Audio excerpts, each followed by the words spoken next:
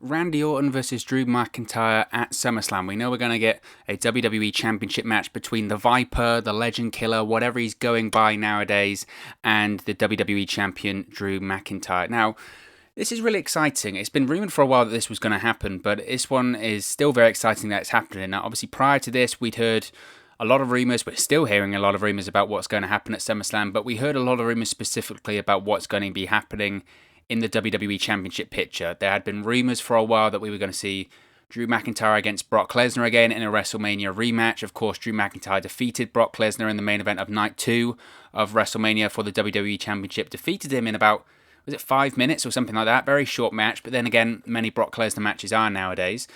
We'd also heard that the rumour was to do Randy Orton versus Edge Part 3 at SummerSlam after, of course, they had their first match, the Last Man Standing match at WrestleMania, and they had their second match at Backlash, the greatest wrestling match ever, right? That's how it was pitched, and to be fair, it wasn't bad. It wasn't the greatest wrestling match ever. It never was going to be, but nevertheless, it was a good match, and I really enjoyed it. So the rumour was that we were going to have part 3 of that at SummerSlam. Actually, the original idea was to have part 2 at SummerSlam, but because of all the goings on in the world at the moment, because the world is crazy, because people are staying at home in WWE, the likes of Roman Reigns, Sami Zayn, Becky Lynch is on maternity leave, Charlotte Flair's away, etc., etc. WWE is hurting financially, ratings, talent-wise, they're just hurting a lot. So Vince McMahon decided to push the plans of Randy Orton versus Edge Part 2 up to Backlash for the greatest wrestling match ever. But the plan was to do Part 3, the finale to this long-standing rivalry, one of the best rivalries this year, to be honest. The plan was to do Part 3 at SummerSlam, but of course Edge got injured. So those plans changed, and when it comes to Brock Lesnar versus Drew McIntyre, those plans changed. Why did they change? Well, Brock Lesnar resides in Canada. He has his big farm in the middle of nowhere. I don't know where it is in Canada. I think I want to say it's like Saskatchewan or so. It's like right in the middle of nowhere. It's Fort Knox Lesnar. He doesn't mix well with others, so he stays the hell away from others. So obviously getting him into the States in terms of travel is very, very difficult. Lance Storm recently did an interview where he basically said the reason why he was furloughed in the first place by WWE as a producer was because Canada basically said there's going to be a no travel inside and outside the country. There are still issues when it comes to traveling from Canada to the United States. Brock Lesnar will have to go through the same issues. On top of that, Brock Lesnar is very expensive. He's on he's scheduled for only a certain amount of dates a year. Therefore, when WWE isn't making as much money as it previously was, when they don't have fans in the arena, when ratings are down, when pay-per-views aren't being as watched as much as they once were, is it really the best idea to waste these Brock Lesnar appearances, as costly as they are, in front of no people, on pay-per-views and TVs that are less watched than others? Probably not. And on top of the travel issues, it doesn't make any sense financially or logistically. So what do? You merge two matches together. You don't have Edge versus Randy Orton. You don't have Drew McIntyre versus Brock Lesnar. You merge them together and you get Randy Orton versus Drew McIntyre for the WWE Championship at the main event of SummerSlam. Now, this is really exciting because I think out of those both two matches, I think this is probably the best match that you could have done, regardless, to be honest. I know obviously the star power of having both those two matches on SummerSlam would have been very great. But I really am fascinated to see a Randy Orton versus Drew McIntyre match at SummerSlam. Now, a while back, Drew McIntyre actually, he openly spoke in an interview saying that he wanted to face Randy Orton at SummerSlam. He even referenced that Randy Orton was the Joker to Drew McIntyre's Batman. Now, I don't know if that's necessarily the case. I'm a big comic book fan myself. I'm not sure if you could really compare them to The Dark Knight and the Crown Prince of was it Clown Prince of Crime? That's it. That will have to be built up over time. It certainly has the potential. Randy Orton has been some of the greatest foes to some of the top babyfaces in WWE history: John Cena, Edge, etc. So certainly a Drew McIntyre versus Randy Orton feud could go on for the longest time. This feud started with Randy Orton issuing a challenge to Drew McIntyre for the WWE Championship at SummerSlam last week on Raw. After McIntyre accepted Randy Orton's challenge and he defeated Dolph Ziggler in a non-title match, which was scheduled to be a WWE Championship match, but it was a non-title match in the end. After McIntyre had shockingly come out on top. Nobody saw that coming, right? That is sarcasm, by the way. Randy Orton came into the ring, hit Drew McIntyre with the RKO out of nowhere, and we've kicked off this feud as we head into SummerSlam. As I mentioned, for the last few weeks, Randy Orton was rumoured to be Drew McIntyre's WWE Championship contender at SummerSlam. But it's interesting about Randy Orton's challenge to Drew McIntyre. WWE's original plan was to have Randy Orton challenge Drew McIntyre the week prior, but Vince McMahon, as he always does, repeatedly tore up the script. Dave Meltzer from the Wrestling Observer newsletter said, quote, "Last week one of the segments was going to be Randy Orton going for the title, but it was torn up. Obviously it was torn up because they were going to do the title match at the next show, and they talked about the title match on this show. Then within an hour they decided they just wanted to make sure that the Orton McIntyre match was promoted this week because they didn't promote it last week originally. They delayed it a week, but they promoted it before that Ziggler match, and Orton was directly challenging McIntyre, not the winner, so it was in fact because they were going to do it the way." It's very confusing. I'll end the quote there. It's very confusing. WWE is very confusing at this point of time. So sometimes when it comes to logic in WWE at the moment, I just try and stay as far away from it as possible, because it's just sometimes at the moment WWE's logic when it comes to booking, when it comes to these shows, these tapings of Raw and SmackDown, they can just be completely insane, and I don't necessarily hold them, I don't blame them completely. It's a very confusing time, and taping television during a pandemic is very confusing. It questions, why should you continue doing it? That comes into the contracts and comes to testing, and I don't want to chew my food. I'm not even going to say twice, a million times, because I've spoken about that a million times, my thoughts on that.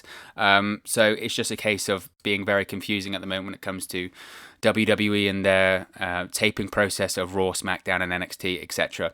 The interesting thing about Randy Orton versus Drew McIntyre, though, at SummerSlam, is that when we go back to this Edge versus Randy Orton feud, there is still plan for this to continue. The plan is, at this moment in time, to conclude the Edge versus Randy Orton rivalry at WrestleMania 37, 1 year after they had their first match at WrestleMania 36. Now, of course, plans change, but this is according to Dave Meltzer, who wrote in the Wrestling Observer newsletter that the company actually wants to promote an I Quit match between Edge and Randy Orton as one of the event's key matches, though obviously this could change between now and then. WrestleMania 37 is about 9 months away. It's scheduled to take place on the 28th of March 2021 at SoFi Stadium in Los Angeles, California.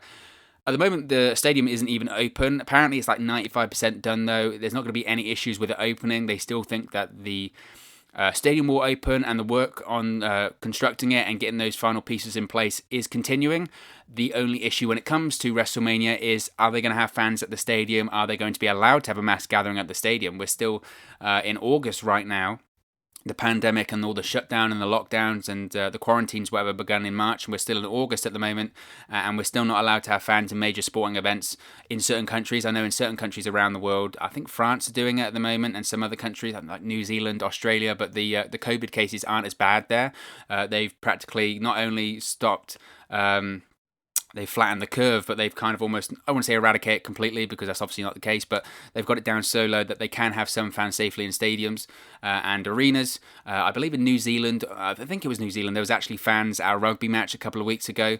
But as far as the United States, we know the situation in several states and just the country in general, and as the case with many countries at the moment, having fans in arenas, in stadiums, in close proximity to each other, it's just off the cards at the moment, isn't it? It's just not going to happen. And it makes you wonder that in 9 months' time, when it comes to WrestleMania, when it comes to March, are we still going to be in the same position? Obviously, I'm not clairvoyant. I can't tell you what's going to happen in the future.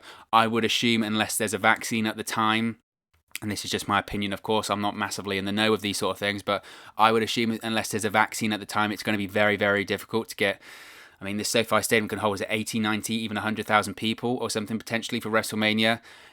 Having that amount of people in one place at one time, if there isn't a vaccine in place, it just would be chaos, I think, and it would send the wrong message. Certainly would send the wrong message if they're still having issues with this whole pandemic, and when it comes to catching it, etc., and testing. Does 100,000 people? Do you do 100,000 people get tested at the event if you haven't got a vaccine by then?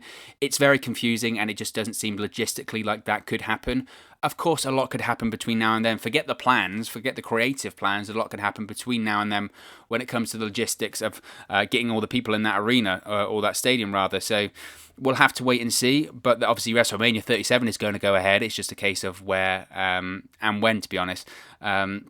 But the plan is, as I mentioned, to have Edge versus Randy Orton at WrestleMania 37 for an I Quit match. Now, Dave Meltzer did said, quote, "Right now, and this can change 100 times. It seemed television this week along changed that many times. The plan is for Edge versus Orton in an I Quit match as one of the key matches for next WrestleMania. It was already scheduled for SummerSlam before the Backlash Best in the World match took place, but Edge's injury made that impossible," end quote. Now, as I mentioned earlier on in the video, the match, the part 3 of this feud between Edge and Randy Orton had previously been scheduled for SummerSlam 2020 before Edge, of course, was injured, taping the greatest wrestling match ever at Backlash.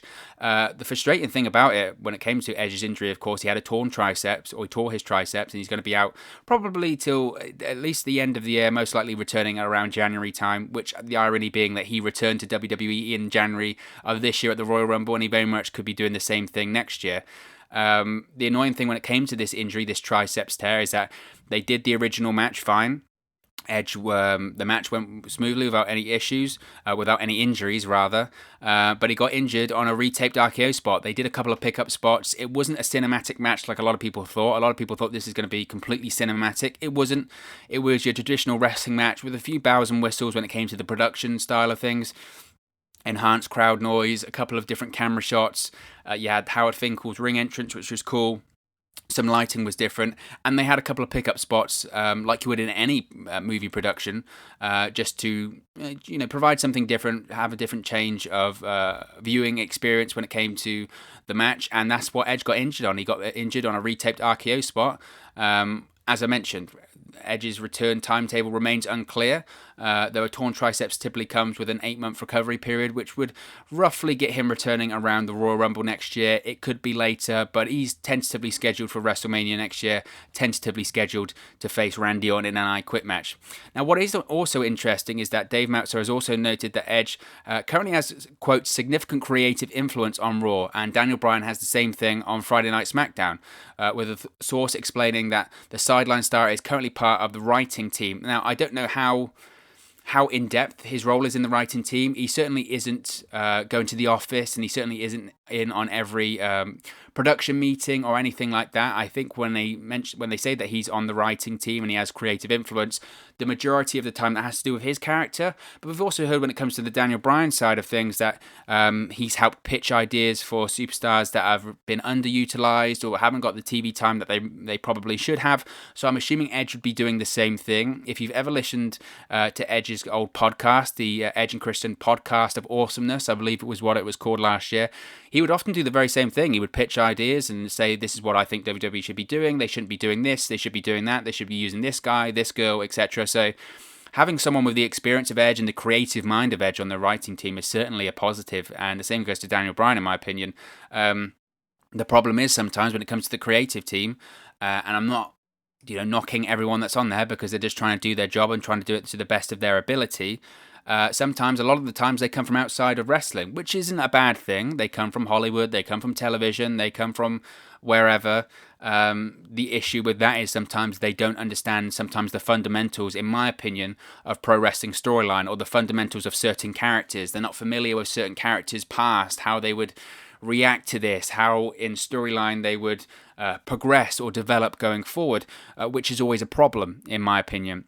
So to have experienced pro wrestlers like Edge, like Daniel Bryan on the creative team is a massive plus for me.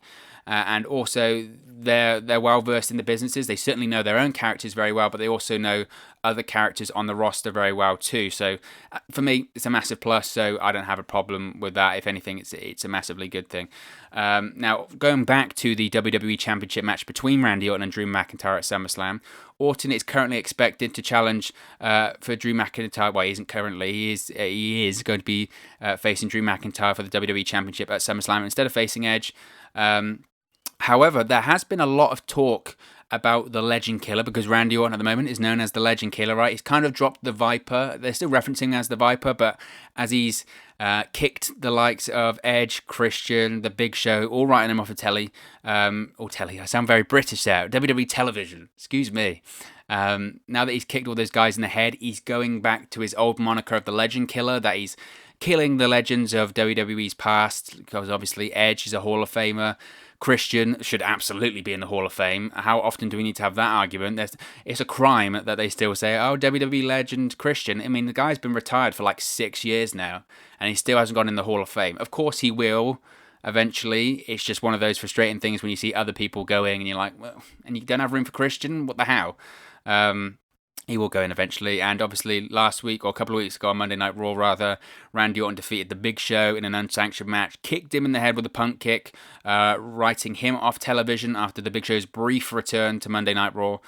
So Randy Orton, once again, is the Legend Killer. But there has been talk of Randy Orton defeating Drew McIntyre at SummerSlam and taking the WWE Championship off of him and defending it against Edge at WrestleMania. Though, of course, WWE's future plans are always in flux.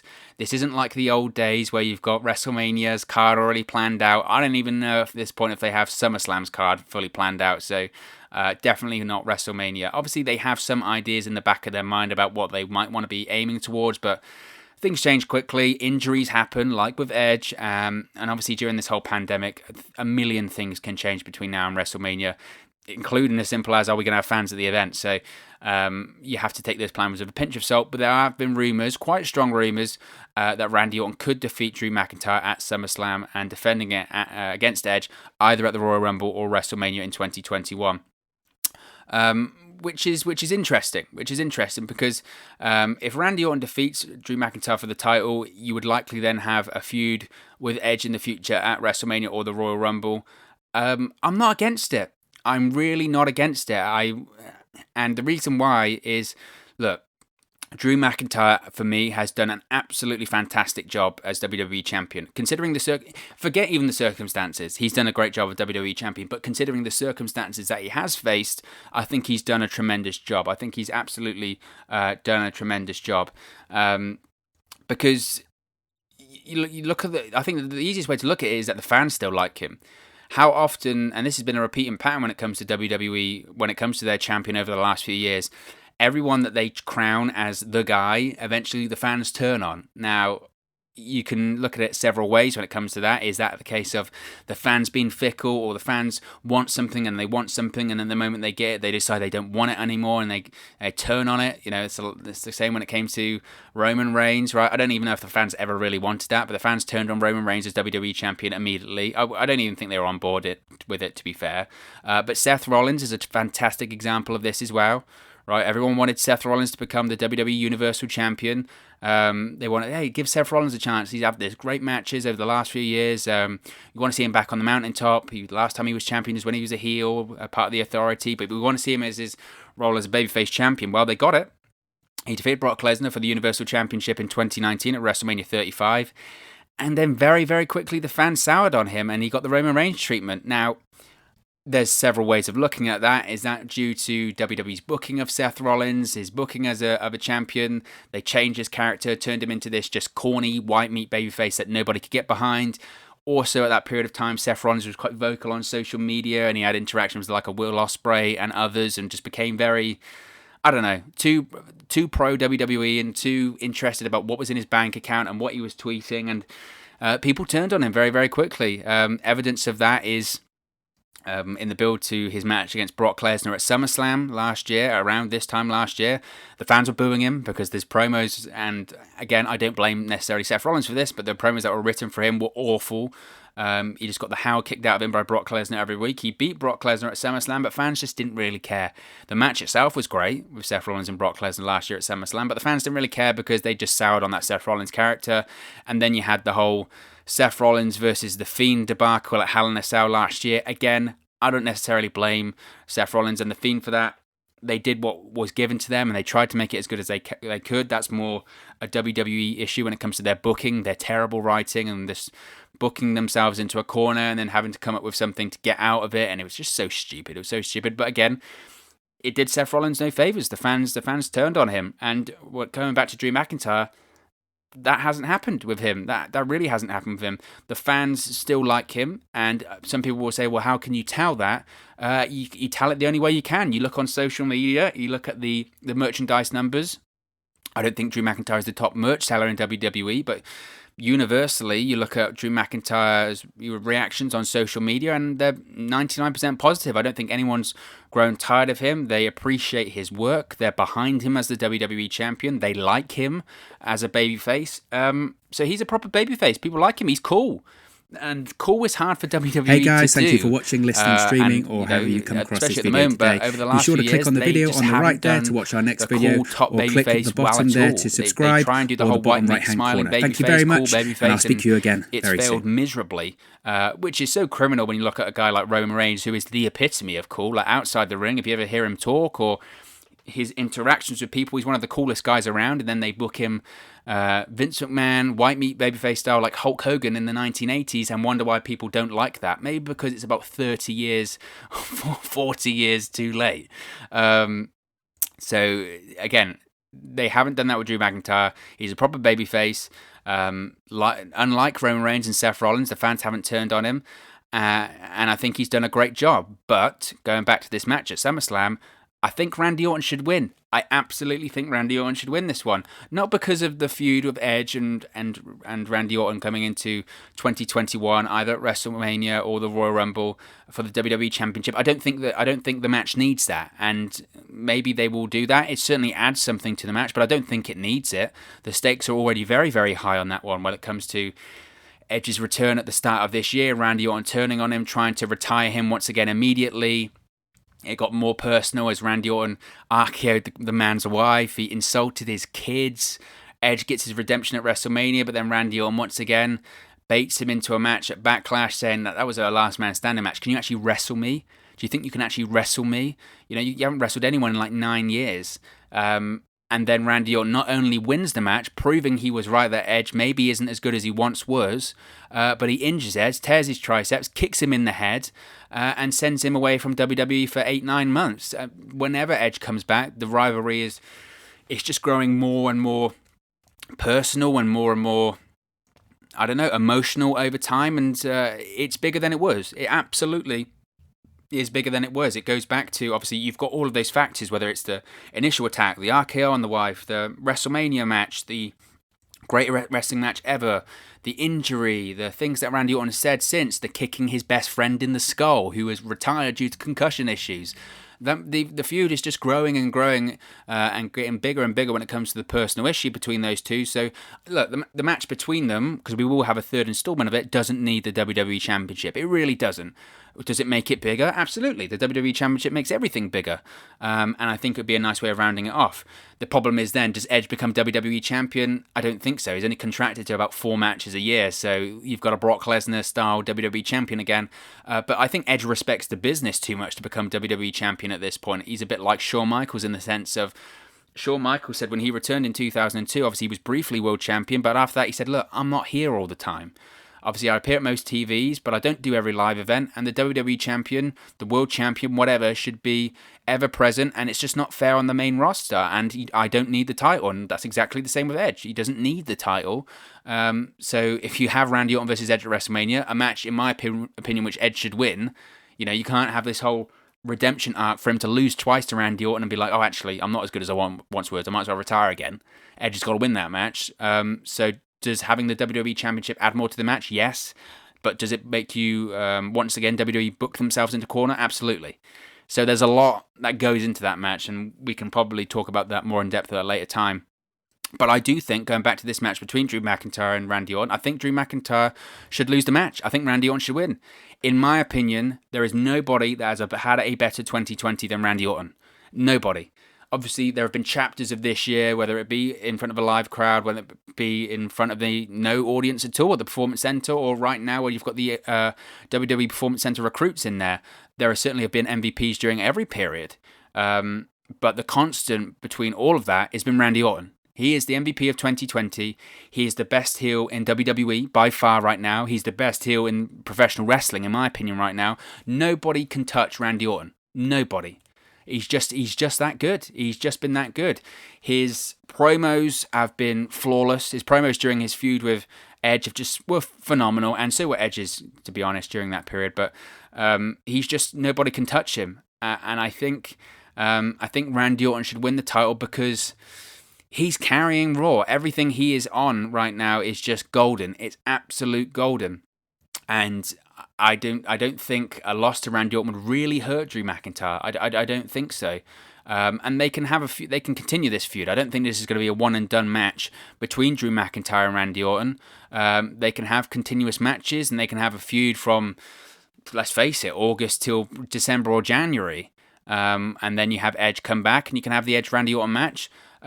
Who's to say that Randy Orton doesn't beat Drew McIntyre at SummerSlam to win the WWE Championship, but then in December or January, Drew McIntyre wins it back, Edge can come back, and Randy Orton and Edge can do their feud, and then McIntyre can continue to be WWE Champion there. I think that wouldn't be a bad idea, and the reason I don't think that'd be a bad idea, because, look, Drew McIntyre was robbed of his big moment at WrestleMania, right? He won the Royal Rumble in January in front of how many thousand people there? It was like 50,000, 60,000 at the baseball stadium. And the fans were going nuts. And when Drew McIntyre beat Brock Lesnar at WrestleMania 36, if fans were there, if it took place in Raymond James Stadium in Tampa, Florida, as it was meant to, the fans would have gone nuts. And a lot of people, myself included, I really do sympathize with Drew McIntyre because, as I mentioned, he's done a great job as WWE Champion, but he hasn't had the fans there to give him the moment that he deserves. All of that hard work, being fired from WWE, coming back, looking better than ever, making his way to the mountaintop, becoming WWE Champion, and he's never had that big crowd reaction, that big crowning moment to be like, okay, you're the guy, the fans are going crazy, this is the moment that people are going to be talking about, reminiscing about for the longest time, and he's just never had that. He's never had that because his whole WWE Championship run took place during a pandemic. So if Randy Orton defeats Drew McIntyre at SummerSlam for the WWE Championship, they can have their feud till, as I mentioned, till maybe December, January, have the rematch between Randy Orton and Drew McIntyre at the Royal Rumble in January. Hopefully, fingers crossed. Again, I don't know. We said at the start of this video about, will WWE have fans at WrestleMania? Will WWE have fans at the Royal Rumble? At this point, we just don't know. If we do, then that's when I would want Drew McIntyre to regain the WWE Championship, have that real crowning moment that he deserved to have in front of the fans, in front of the people, get that big ovation, get that big moment. So that's what I would like to see, and I think that makes the most sense. So again, I really don't have a problem. With Randy Orton picking up the WWE Championship at SummerSlam, because I think he's just been that good, and I think if anything he deserves it. I really, really do. I don't think there's anyone that can touch Randy Orton right now. If you're going to switch the title, which again they might not, but I think it's always good to. You look at the ratings on Monday Night Raw at the moment, they've settled very nicely into a 1.5 to 1.6 million viewers, and earlier this year was 2.5 million viewers, so they've already lost 1 million, but factor that onto last year, they've lost like 1.5 million viewers as well. It just doesn't look good. Putting the title on an established name like Randy Orton might be WWE's attempt to get ratings back on the show too, so there's lots of signs indicating there that Randy Orton could become the WWE Champion. My only concern when it comes to Drew McIntyre dropping the WWE Championship is, as I mentioned, so much can change between now and January and WrestleMania time in March of next year. Who's to say if Randy Orton does become WWE Champion and Drew McIntyre loses the WWE Championship, how quickly can WWE change their minds, and how quickly can Vince McMahon sour on someone if they're not in the forefront of his mind? So who's to say that that if Drew McIntyre does lose the WWE Championship, who's to say that when it comes to WrestleMania time or Royal Rumble time that Vince McMahon just goes, yeah, you know what, I don't want to put the title back on him anymore. So that's the risky thing, I suppose, about having McIntyre drop the championship at SummerSlam. But of course, it's a very interesting time. I'm really looking forward to the match. Briefly, Randy Orton and Drew McIntyre faced off earlier this year on Raw a few times, and that was great. Their chemistry's great, so something I'm really looking forward to. But of course, as always, this is just one man's opinion. What are your thoughts on Randy Orton versus versus Drew McIntyre for the WWE Championship at SummerSlam. Who do you think is going to win? What do you think the plans are for Randy Orton going forward when it comes to Edge? And what do you think the plans are for Drew McIntyre going forward when it comes to the Royal Rumble and WrestleMania of next year? Let me know your thoughts in the comment section below. I'll be sure to respond and reply to all of your messages down there. I really do enjoy interacting with you guys in the comment section on this channel. It's all about sharing opinions and just chatting about pro wrestling. If you've enjoyed this video, please give us a like too. It really does help us out, move up the rankings on YouTube and get into people's recommendation feeds if they haven't already seen our videos. But most importantly, if you haven't already, please do subscribe to WrestleNews 365. You can do that by clicking the bottom right hand corner of the screen right now. Or if you wait a few seconds, there'll be a subscribe button at the end of this video, along with another video for you to watch. We're over 600 subscribers now, so 400 subscribers to go until we make it to the magical 1,000 mark, and then we can do a lot more live streaming, just a lot more fun stuff on the channel and engaging content. That's the big aim. So obviously short-term aim is to get to 700, so if you haven't already, please do subscribe to WrestleNews 365. I really do appreciate it, and know if you already have, I really do appreciate your subscription to the channel and watching these videos, listening to me talk about wrestling. I really do hope you enjoy the videos too. If you haven't already, you can follow us on our social media platforms. The handles are on the screen right now. The links are in the description box below. It's at 365Wrestle on Twitter and at WrestleNews365 on Facebook and Instagram. So be sure to give us a follow there or a like there if you haven't already. Thank you very much for watching, listening, streaming, or however you come across this video today. And I'll speak to you again very, very soon. Hey guys, thank you for watching, listening, streaming, or however you come across this video today. Be sure to click on the video on the right there to watch our next video, or click the bottom there to subscribe, or the bottom right hand corner. Thank you very much, and I'll speak to you again very soon.